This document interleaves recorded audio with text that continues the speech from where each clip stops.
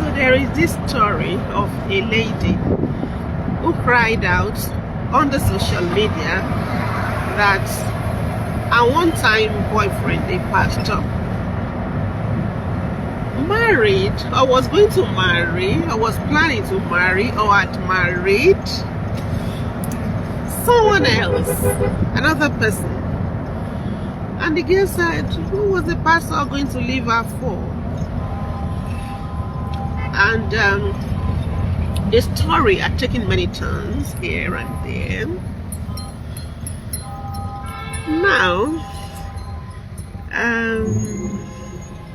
it got to a stage, naturally, when a story pops up on the social media, blogs will come to it and treat it as they please and share their views. And then the story kept growing. But the latest that I heard was that the pastor knelt down before the church to apologize and plead for forgiveness from his own church and from whoever he might have offended. And so that's happened in his church. But sometimes there is a video and some people bring the video to react to the video. So someone was reacting to the video of the pastor's church where he knelt down to apologize, and the person reacting to the video was making mockery, fun, jests of the pastor's actions. And at that point, what came to my mind was a proverb by the elders of our Karo Ojiri land. They would say, Agba to so Yangan modi, lo shera re lo ni yeye adìẹ. That is, an elder who tied grains on his own waist. The grain may be corn or millet or sorghum or rice. Hens love grains. They eat grains. So if as an elder you chose to tie grains on your own waist, naturally the hens around will take you to be their mates. They will jump up to the level of your waist to tap the grains. And there is nothing you want to do to stop them, because as many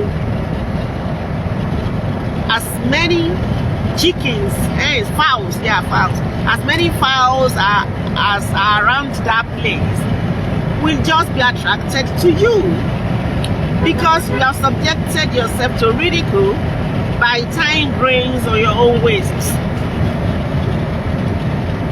You shout, they won't leave. You yell, they won't leave. You reach out to hit them, they won't leave. You hit 120 others are there following, jumping up. In fact, if you are not careful, they will peck on you. If you are not careful, the fowls will leave the grain first to attack you because you are preventing them to eat.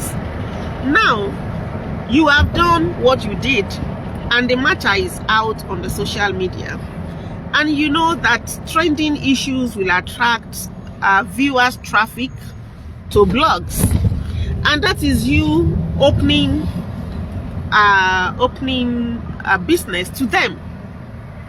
So once it gets to a certain level, it's difficult to say that people should not do their job. They have chosen to be bloggers, they have chosen to be analysts, they have chosen to be commentators. Not everybody will be so conservative as I am here. And the reason I don't mention people's name is I don't have the time, because I don't have the time to come here, mention your name, and you stay there, reply me, and I have to come back to clear the air. I don't have that time. So I'd rather make it proverbial, just as what I treat here. I treat proverbs here. So I'd rather make it proverbial still, even when names could be mentioned. So that I have treated that once and that's all. I'm thinking of something else. Not all blogs will be like that.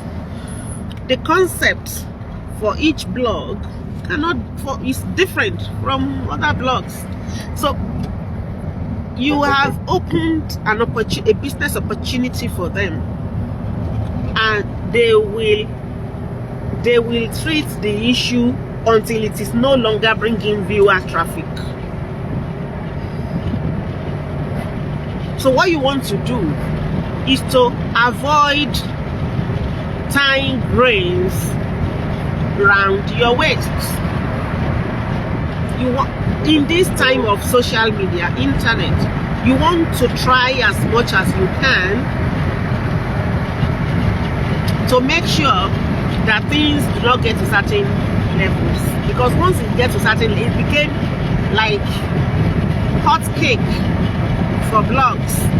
They won't leave that issue. No. Because the implication for them is more than the money that they generate from this round of video.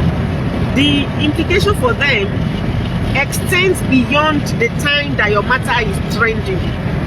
It is an opportunity to grow their platforms and earn. They will earn, and then the long-term effects of building their viewership is what they don't want to lose. So maybe by the first time that lady Doris came out to say this, that was the time to have practiced the humility that we are now seeing. That humility should have come after the first video by Doris and Kola and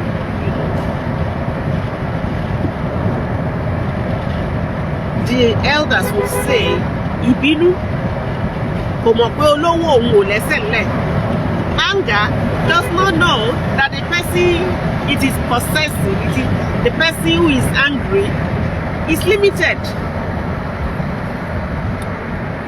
In whatever way, either you think of your money, your connection, the people you know, your power, your influence, your charm, everything is limited. Your anger, your violence, limited. Nobody has it all. But when you are angry, you won't see your limitation. You forget that you are limited. So if you don't want to run into trouble with bloggers, nobody is perfect, I know, and there are times that the deed has been done, but before it escalates and became something that every blog is interested in to cash out on, to tap viewership from, before it gets to that level, you quickly, before the people who will insert their incisors on your neck and refuse to quit until your flesh is within their buccal cavity, before they come into it, is the time that you're supposed to have said, Doris, I am sorry. Church, it is true. I did this, I did that. I was wrong. Forgive me. And even after that, you quickly start calling everyone that you had offended. But the thing kept going here on and on. Allegations and refutal, allegations, a denial. It continued for too long. And now pastor is kneeling before the church. Church is happy that at least our pastor is humble. They are clapping. But blogs are reacting to the video and making mockery of pastor. Agba tó soyo gomodi ló ṣe rẹ̀ lóníyẹ̀yẹ́ adìyẹ. An elder who ties grains on his waist subjects itself to ridicule before the fowls. That's the proverb for the moment. I'll see you again and very soon.